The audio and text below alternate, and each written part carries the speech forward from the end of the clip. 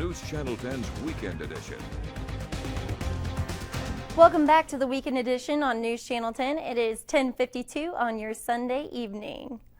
The Conservative Freedom Caucus is facing its first resignment over the collapse of a GOP health care bill.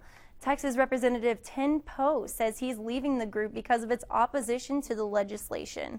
He says he would be more effective outside the group. The Freedom Caucus has been taking much of the blame for the bill hitting a dead end on Friday. Congress looks to move forward after a failed Republican attempt to reform health care. Andrew Spencer has more on what's next for President Trump. There's no reason to gloat here. This program needs reformed. Coming off the failure of a solely Republican bill to reform Obamacare, Ohio's Republican Governor John Kasich called out lawmakers from both parties for refusing to work together.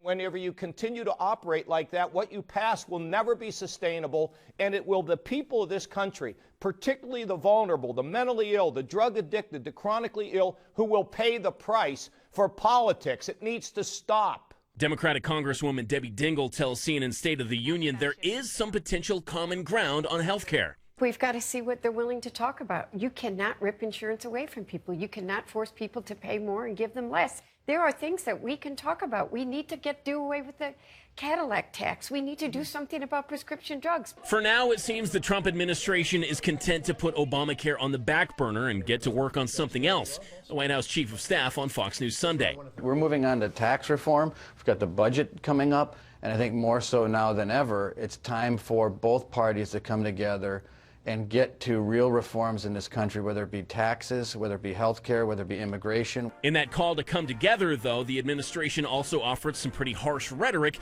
through White House Budget Director Mick Mulvaney on NBC's Meet the Press. I think if there's anything that's disappointing and sort of an educational process to the Trump administration was that this place was a lot more broken than President Trump thought that it was. I'm Andrew Spencer reporting. Well, just ahead, area high school basketball players prepared to showcase their skills. And the WT Lady Buffs went for the sweep over Midwestern State.